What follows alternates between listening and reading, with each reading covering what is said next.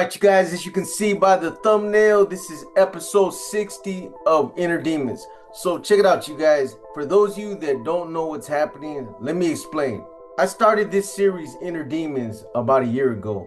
And when I first started this series, I was putting out episodes like sometimes 2 episodes a week, sometimes 3 episodes a week, sometimes an episode almost daily. But I was putting them out on a regular basis. And then as time went on, I kind of slowed down for reasons that I'm not going to get into. I kind of backed away from Inner Demons and I started concentrating on Mexican Mafia content and other things that I was talking about. So I got away from Inner Demons. However, a lot of you have been pushing me to bring Inner Demons back because a lot of you guys, you just like that series. And I appreciate each and every one of you that have pushed me to bring this series back because this, Inner Demons is about, it's my personal story.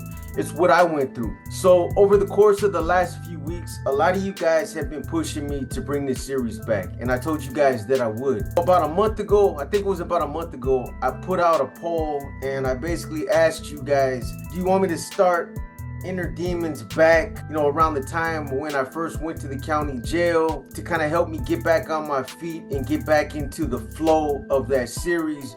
Or do you want me to just try to pick up where I left off? Because the thing is it's been so long since I put this series out that I kind of lost my rhythm. And I just figured if I backed it all the way up until like when I was in the county jail, or even a little bit further when I first got arrested and I got my momentum back, then by the time I got back up to where I was at, you guys would be getting the full story. And it's also an opportunity to fill in some of the blanks about some of the things that I didn't talk about in Inner Demons, because there were some episodes that I kind of just ran through. I kind of rushed through them and I really didn't cover a lot of the things that I think a lot of you guys probably would have wanted to hear about. So for those of you that are kind of behind and really don't know what's going on with Inner Demons, I'm gonna start back over from the time when I got arrested and I'm gonna work my way back up to where I left off. So a lot of these stories I've already put out. These are going to be stories that I'm going to be going back over. But again, I'm going to try to get a little bit more in depth this time around. I'm not going to back it all the way up and take you guys all the way through my whole story. I'm just going to back it up until the day when I got arrested. In my opinion, I think that's when the story starts to pick up some momentum and that's where it starts to get good. So with that being said, let me try to get back into it. So what you guys got to understand is, when I got arrested, it was June 11, 2004. There was a lot going on at that time. I was in San Jose. I was living in San Jose at that time. I was a regimental commander. Operation Black Widow had just broke in 2000, 2001. That case was still in effect. Some of the residual effects were still playing out in the streets. NF leadership was still in the Santa Rita County Jail. Pinky, Corny, Tibbs, Skip, Tex, Cuete, Stork, Big Happy from Lodi, and there were some others, but those were the main ones. So there was a lot going on at that time. And based on the fact that they were housed in the Santa Rita County Jail at that time, this gave them an opportunity to link up with some of the figureheads like myself that were operating out on the streets of Northern California. So, like I said, there was a lot going on. I had just gotten to a shootout in San Jose, and I had just moved from that apartment to another house on the east side of San Jose. So, like I said, there was so much going on at that time that it's a good thing that I'm gonna start this story back up at this point again. But it's difficult to really comprehend and grasp everything that was happening unless I just talk about everything that was happening again. Because again, for those of you that have heard the story, those of you that were following Inner Demons, you know that at this time I just got into a shootout. There was a lot of other things that were happening at that time. A lot of red flags were going up that basically let me know that I was on borrowed time. There were things that were happening that let me know that I wasn't going to be out there on the streets for too much longer. We had just found GPS tracking devices on our cars. Me and my second in command, Pony, we found ours, and then you had BJ, Baby Joker, and his second in command out there in Watsonville. They found the GPS tracking devices that were on their cars, and these were planted by the feds. So they were already on us, and these were the same feds that were working Operation Black Widow. So if we didn't get caught up in these local cases, we were definitely going to get caught up in that bigger operation that was already in effect. It just so happens that the local guys had already worked up my case and were already to the point where they were getting ready to drop the hammer on me. So I just remained to be an unindicted co-conspirator on that case. Let me try to give you guys an idea of everything that was happening at that time. So in 2003, NF leadership gave me a directive to basically move from Ukiah, where I was living at that time, to Santa Clara County, because everybody that was operating in the regiment in Santa Clara County at that time had been indicted in Operation Black Widow, and some other indictments, some smaller indictments that were happening at that time. Basically everybody out there caught cases. So I was given a directive to basically pack up and move out to Santa Clara County, which I did. I had known a lot of homeboys from Santa Clara County, obviously from being in the system. Throughout the years, all the time that I had done, I ran into a lot of homeboys from San Jose. So although I knew a lot of them, I never really stayed out in San Jose, never really had been out there. I had been through there when I was younger, some nightclubs, Studio 47, 67, I can't even remember, it's been so long. It's like 100 years ago. So I knew a lot of homeboys from San Jose from doing time with them in the system. But other than that, I used to get lost in San Jose all the time. I'd get off the freeway, and if I wasn't near Campbell, I'd end up getting lost every time. San Jose is a big area. It's a big city. So, if you're not from out there and, you're driving around out there, it's easy to get lost. Trust me. So anyways, with the assistance of a female acquaintance that I had become really close with, I had a good friendship with her for many years. She was like a sister to me, J-Lo. She helped me relocate from Ukiah to Campbell. And, when I first got in touch with J-Lo, basically all I told her is, J-Lo, look, I need to move out there to an area that's kind of close to San Jose. If you can help me get a spot in San Jose, a cool spot or somewhere close by you, it'd be highly appreciated. And J-Lo, she understood everything that was going on at that time because she was also one of our facilitators, which is kind of like a senora for the Mexican mafia.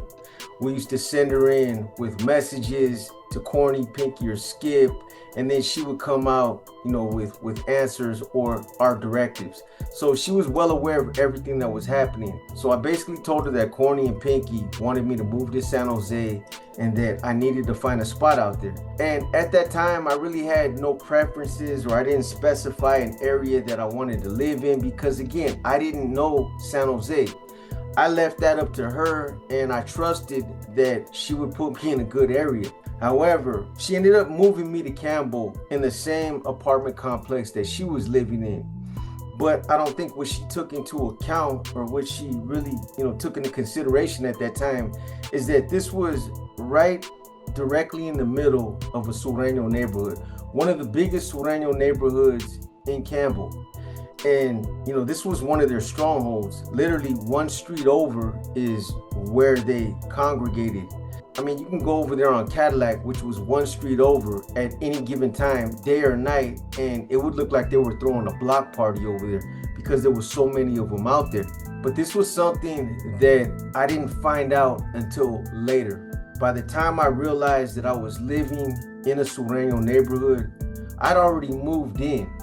So there was nothing I could really do about it, but just try to, keep my head down and try to avoid from getting into conflicts with these dudes, because you don't ever want to bring that to your doorstep. Because if you end up getting into a conflict with these guys over some dumb shit, then you make yourself a target. And now they know where you live. So, it blows the spot up. Now, it's not a safe environment for you and your girl to live in, especially if you got kids. I didn't have kids at that time. They weren't staying with me, so I didn't have to worry about that. But, I had my girl staying with me. So I knew what would happen if I ever got into a conflict with these dudes. Living right there in that spot, I would have to get up out of there. And that's what would end up happening later. Anyways, I'm not gonna back the story up that far and take you guys back through the shootout and everything that happened in Campbell. That's going back a little bit further than I wanted to. I just wanted to give you guys an idea of why I was in San Jose and what was happening at that time. But I would end up getting into this shootout, and after that, this wasn't I couldn't go back to that apartment. They knew who I was, and it was a bad situation. I didn't know if law enforcement were looking for me.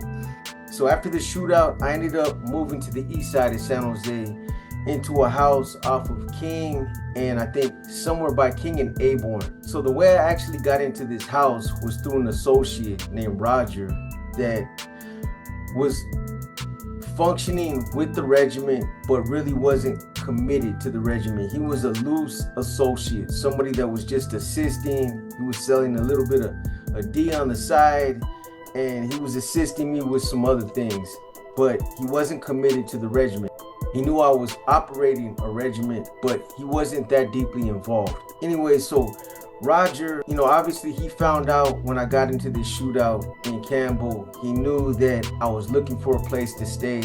He had a sister-in-law or a family member that ended up having this house. They owned this house on the east side, but they were renting it out. And at that time, it just so happened to open up. So he made an offer. He was like, "Hey, bro," he's like, "I can get in my in-law, whoever she was to him, his sister-in-law, and I can ask her if she'd be willing to rent you the house. I'll talk you up, let her know that that there's not going to be no issues with the rent or nothing like that, that this is somebody that will respect the property, because that's really all they care about, is somebody that's reliable, that's going to pay the rent, and somebody that's not going to trash the place." So he said, "Let me talk to her, let me see if I can get you in, and I'll get back at you." So at that time, after I got into that shootout, I went back up to Ukiah. That's where my wife at that time, that's where she was from. Her family was up there. And that was really one of the only places that we had to go. Actually, because of the way that the shootout happened, I didn't know if somebody got hit. I didn't know if a neighbor caught a stray bullet. There was bullets flying everywhere, and this was in the middle of the night. So I actually almost took her back up to Ukiah and was gonna leave her up there until I found out what happened out there in San Jose. Meaning, if there was anybody that got hit, or if the police were looking for me, I wanted to make sure that, they weren't on my tracks and that I didn't have a case or anything like that. Or more importantly, like I said, to make sure that nobody got hit with a stray bullet. But, we ended up staying together, and the way that it worked out, Roger got back at me. He said, "You know what? I talked to my in-law, and she said you can move in like next week. They're cleaning the house right now. They're getting it ready to rent out. The people that were staying there, they just moved out." So, everything just it all kind of fell into place for me. So I ended up moving into this house, and it was a nice house. So about a week later, I ended up moving into that house, and with the assistance of a couple of individuals that were working with my regiment at that time, they helped me make the move. And once I got in, it was a nice house, but there was something about that house. I had a lot of plans for it. I wanted to do things to the backyard and do other things inside the house, but I had the gut feeling that I wasn't going to be there that long. I can't explain it other than it just felt like I was going to be there for a short period of time, and that it was going to be real temporary. I couldn't see those plans coming to fruition. I just couldn't see it. I had, every intention on doing these things and trying to make this a better place for me and my girl, but it felt like it wasn't going to happen.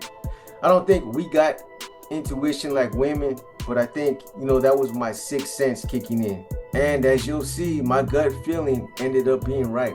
So anyways, at that time, I want to say I had about 20 individuals that were working under me out there in San Jose. So at the time when all this was going on, I had pretty much had the regiment out there established. At the end of 2003, the beginning of 2004, by then I had done all my grunt work.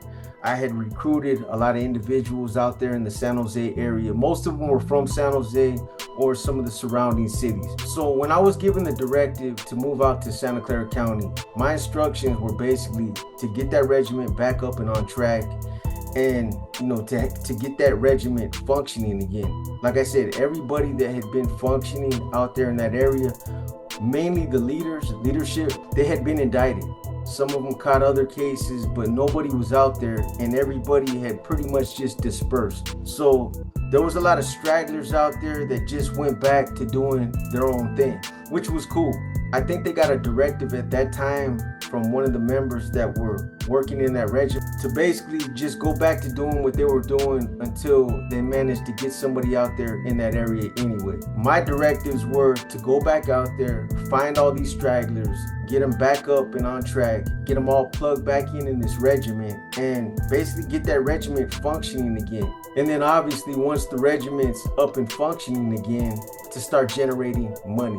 That was the main objective. So I want to say that by the end of 2003, the beginning of 2004, I had everything established at that time. That's when everything was at the peak.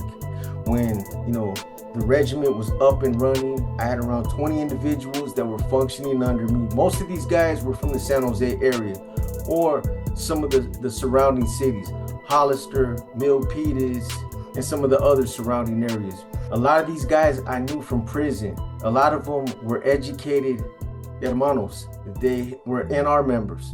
Also around this time in the beginning of 2004, I had accumulated a good number of weapons that some of the regimental members had gotten off the streets. And we were also working with an individual named Don Julio that was actually part of the Gulf Cartel. At the time when I met this individual, I just thought he was a paisa with a shitload of dope. But later on, I would end up finding out that he was actually hooked up with the Gulf Cartel. This dude had a lot of D. And Julio ended up being our meal ticket, not just in San Jose, but also in Salinas, Watsonville, and San Francisco. Because when I first started working with Julio, it was through somebody else. But eventually, once I was able to get him out the way and work with Julio directly myself, I started networking and opening up these resources for, like I said, Salinas, San Francisco, Watsonville, and San Jose. So as you guys can see, there was a lot going on at this time. And, if you guys really want to see what else was happening at this time, you're going to have to look at some of the episodes before this to catch yourselves up, because there's just too much. I'll keep backing it up until I end up going all the way back to the beginning, because it's just, it's like it had a snowball effect. This story, just more stuff just kept happening. But anyways, so let me fast forward. So I'm going to take you guys all the way up to June 11th, 2004, basically when everything happened. So in June of 2004, I'm living on the east side of San Jose in this house with my girl. It's just me and her. And I'm not on parole. I had discharged in 2003. So once I got off parole, I started to get laxed. I got real complacent and comfortable, where I started to keep drugs at the house and weapons, and I would never do that before when I was on parole. Parole always kept me in check because there was always the threat of the parole officer doing a random search, and I never wanted to get caught like that. That was an easy case, so I never kept nothing at the house. But like I said, once I got off parole, I got comfortable because I no longer had to worry about a parole officer popping up and doing a random search.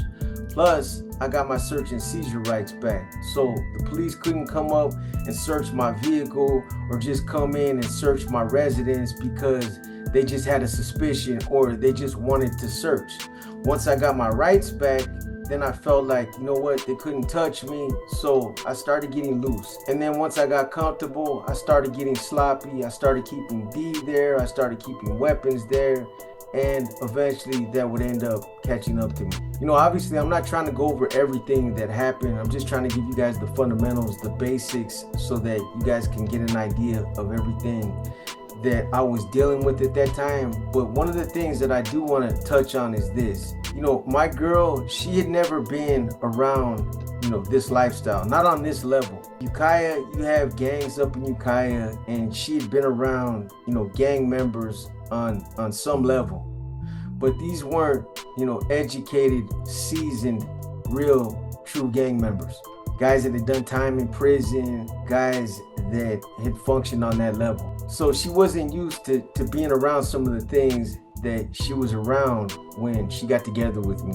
But one thing I can say about her is that, she paid close attention to everything that was happening. She had a keen sense of awareness, and she's seen a lot of things that I wasn't seeing, probably because I thought that I was untouchable. I honestly thought that I was doing everything right, but I wasn't. She would occasionally mention things that she would see. The guy with the clipboard, or the white van that was parked across the street with the tinted windows, or, the flashlights that were, outside in the backyard in the middle of the night that she thought she seen, or the car that was driving up and down the street without its headlights. Things like that. She would see things like that I didn't see. And when she would bring these things to me, I would brush her off and tell her that she was tripping, because again, I thought I was on top of my game, and I thought that I was looking out for these things myself, that my sense of awareness was already peaking itself, but it wasn't. So when I was living on the east side of San Jose in this house with my girl, Vicky, I tried to follow a policy that I've followed throughout my entire life. At least I've tried to, for the most part. And that's to never let people come to my house where I lay my head. My house has never been a place where I've allowed a lot of traffic, where I've allowed a lot of people to come and go. Whenever I was slinging D, I would never do it out of my house. I would always leave and go somewhere else. You never bring somebody to your spot where you lay your head. That's a place that you should always try to protect for you and your family. That's not a place where you want to have a lot of people coming and going, because nothing good could ever come from that. However, because I was doing what I was doing out there, functioning, I had a second in command, I had other people that I needed to maintain contact with on a regular basis, I broke that policy and made an exception for a couple of people. My second in command, Sykes from Goshen, was another individual that I allowed to come to my house. There were very few regimental members even that I allowed to come to my house, because that's just not a place where, I wanted to hang out with people. I would go somewhere else. I knew Lauderdale as far back as the early 90s when I first met Rojo, when Rojo was just a little kid. And Lauderdale, he's from Gilroy, and he's somebody that I took a liking to, and he's somebody that I had trusted. Over the years, I would always run into him in San Quentin. Every time I would go to San Quentin was like my first home. The streets was my second home. I stayed in San Quentin, either on a new case, a new term, or a violation. I was always there. Every year, I was there. Coming or leaving, catching a bus, going to the Bay or going to Corcoran. I was always going through San Quentin. But I would, frequently run into Lauderdale. Once I hooked up with Roger, being that Roger was from Gilroy, I want to say he was from a neighborhood called 500. And Lauderdale was from that same neighborhood. And at some point when me and Roger were talking, I found out that he was related to Lauderdale. So let me tell you guys a little bit more about Roger so you can understand how I ended up hooking up with him and, his role when it came to functioning with my regiment. So Roger was a tattoo artist that's well known out in the San Jose area. One of the other individuals that was working in my regiment, basically one day we were having a conversation, and he told me one day, he's like, "Hey B," he's like, "I know this individual that does some badass work. He works out of his garage. He got some decent prices. He's always hooking the homies up. He's like, if you ever want some work done, let me know. I'll take you over there." At that time, there was some work that I actually wanted done. I needed done. Something I wanted to get finished on my arm or something like that, or get covered up. So he took me over there, and that's the first time I met Roger. And he hooked me up. He did one of my arms, and when I seen his work, I'm like, yeah, I'll definitely be back. And he's somebody I wanted to keep on the team. So it started out like that, as just he was just a tattoo artist, and we had a friendship. But as time went on, Roger, he became aware of what I was doing, what I was about, just by the streets talk. So one time when I went to Roger's house to get some more work done, we had a conversation, and he basically told me, he's like, hey, you know what, B? He's like, check it out, man. Look, this tattoo work is cool. He's like, I make good money at it, and I got a legitimate job, but sometimes I don't make enough money at my job, and I get burned out on doing tattoos. I need to do something else to make a little bit of extra money. Is there a chance, possibly you could front me a little something on consignment, and then, maybe I could start working with you guys on some level, not make a commitment to the regiment, but as far as slinging some D, making a little bit of money for you guys as well. So that's how it started, and I was like, yeah, bro, I'm all for it. I need as much help out here as I possibly can, and anybody that's willing to generate some money, by all means, let's do it. So I started working with him, and it was during the course of working with him that we ended up having a conversation one time where he ended up telling me that he knew Largo, and that Largo was somehow related to him. I think it was through marriage or something like that. He basically grew up with Largo. Again, Largo was somebody that I had known from the system, and he's somebody that I took a liking to the dude, man. I had known him for years, and we even had made plans before, plans that never materialized, but we made plans nonetheless. But I told Roger, hey, get in touch with him. Put me in touch with Largo. He's somebody that I knew that was into making money himself, and the way I was looking at it is he's somebody that might be willing to get on board as well.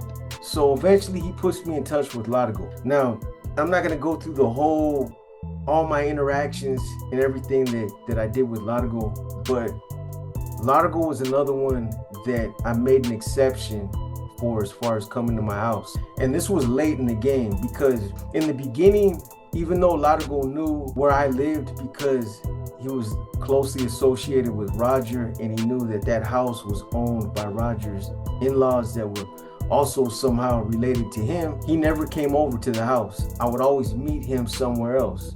I personally never used to go drop off D to him. I had my second in command, Pony, do that. But I also had a personal relationship with Largo. I used to deal with him on a personal level, so occasionally he would call me. And there was one night, and I want to say it was in the beginning of June sometime, and he called and he's like, hey B, my apologies for calling this late, bro, but look, I need a couple zips. I got the cash right here. I'm right down the street at Roger's pad.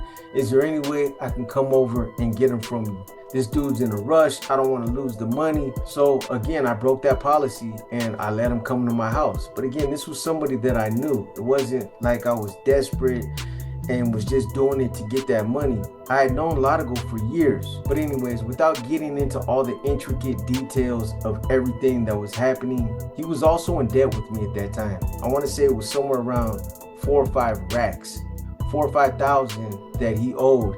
And I knew he was having trouble paying this money back. And I knew that, and this was for D, that I had given him on consignment. And I could just tell by his mannerisms and his characteristics that he was using. And I said this the first time that I ran this story, but I know Largo. I mean, I've been knowing Largo for years, and I knew he was out of character. I seen all the signs. All the signs were there. You guys know what I'm talking about. I'm sure we all know people that were addicted to Chris, and there's this movement that people do when they get on that shit with their hands and the way that they twitch and the way they act. Well, he had white shit on the corners of his mouth because his mouth was all dry, and I could just tell he had his high beams on. I could just tell that he was on a good one. And it had already got to the point where I started putting pressure on him to pay that money back. I told him that if he didn't pay that money back within the next 2 weeks, because it had been like already a month or two, that I was gonna take his step side and his bike. He didn't have a Harley, he had one of those Indian choppers. And obviously he was worried about it. He was worried about me taking, his toys. So this was something that was going on at that time. So that night, Largo, he comes by. We had a conversation about the money that he owed me. He picks up the 2 zips.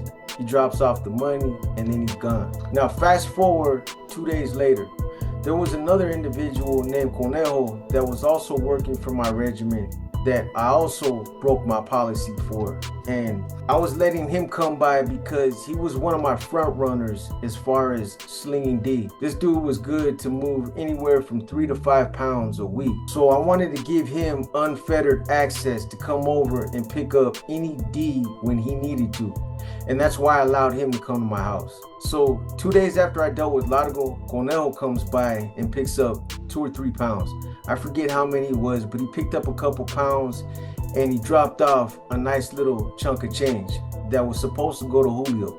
At that time, I was trying to sell everything that I had so that Julio could come by and pick up the money. I want to say I had somewhere around $40,000 at the house that night, and then he was supposed to come back and pick up another $30,000. So the same night Conejo came by to pick those up, I want to say it was about an hour later that Vicky came in and told me that she was laying in bed. It was around 11 o'clock that night, and she told me that she seen flashlights or lights in our backyard. And again, I brushed it off because I thought she was tripping. You know, ever since I'd gotten to that shootout in Campbell with the Sureños, she was paranoid, or at least I thought she was. So a lot of the times when she would tell me that she would see things, you know, I wasn't putting a whole lot of faith in it. She would tell me and I'd be like, yeah, okay, I'll check it out. And that night I did go and look in our backyard, but I didn't see nothing. I figured maybe one of the neighbors had their backyard light on, and when they were walking around back there, maybe she caught some of those shadows, or maybe somebody was flashing a flashlight back there. But whatever it wasn't out there at that time. So, you know, I didn't trip on it. So because it was so late, she went back to bed and eventually she went to sleep. But I ended up staying up that night. I had a little makeshift office area where I had a futon, my desk. I had some scanners where I used to listen to all the police activity in the area. And I was still forging calls, texts were still coming in. I was trying to collect this money so that we could pay Julio at least most of what we owed him that next morning. But anyways, getting back to my addiction, in some of the earlier episodes of this story, I talk about my addiction extensively. And it's something that I've been struggling with since the age of 12. You know, for those of you that read my book or those of you that already seen some of the earlier episodes, you guys know how I got addicted at the age of 12. And it was something that I struggled with for my entire life. Even years later, when I became a full-blown NF member, I still struggled with my addiction. It was something that I kept to myself, I kept it under wraps, and I was a functioning addict, meaning that I could function out in the field, I could function, you know, working a legitimate job or doing whatever I had to do, continue on with my life, and nobody would have a clue that I was addicted. You got some people that no matter how hard they try, they can't hide their addiction. Either they're always sweating, they're nodding out, or they just have the outward signs that they're using. I wasn't one of those individuals. I was able to hide it. I always wore new clothes. I always had money in my pocket. I always had a car. And I kept other things that people that were normally addicted to that stuff couldn't have or didn't have. In some respects, I guess you can say I was like a chameleon. I hid it well. And later, after I got arrested, after everything happened, and I talked to some doctors and told them how much D I was doing, they didn't believe me. They told me I was lying. I had a dealer's habit. That's what they didn't understand. I was killing myself with that shit. So when I would cook that shit, I would cook it in the bottom of a can because a spoon wasn't big enough. And I would fill up 5 outfits of some of the blackest liquid that you can imagine. And I was pumping it into my muscles. I was killing myself. Eventually, I was gonna end up ODing. I was gonna end up ODing, or I was just gonna die because I had so much toxins in my body. I would end up doing 5 outfits anywhere from 4 to 5 times a day. So you're talking anywhere from 20 to 25 outfits full of that shit every day. I was pumping it straight into my arms and my legs and my muscles. I was skin popping it. Anyways, I think this is probably a good spot to end this episode, because if I continue on with what happens next, I'm gonna leave you guys with a cliffhanger. So I'm gonna go ahead and close it up right here. And you know, hopefully I was able to bring you guys back up to a point where you kind of understand everything that was involved at that time. You know, I want to be as descriptive and elaborate on as much of this stuff as I possibly can, especially since I'm doing these episodes over again. So if you guys got questions, don't hesitate to ask. Ask me whatever you want. I'm an open book, literally.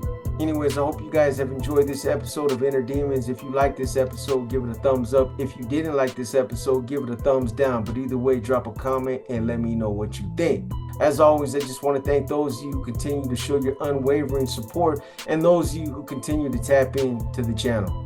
On that same note, I also want to extend my appreciation to those of you that have been killing it in the comments. I don't need to say nothing and I don't need to do nothing. I'm spectating with the rest. And you guys already know, I don't get into the back and forth bickering with anyone. Never have, never will. It's aimless. And sometimes silence is more deafening than somebody that makes a whole lot of unnecessary noise. Until the next one, you guys keep pushing that positivity and enjoy the rest of your day. With that being said, this is your boy B, and I'm gone.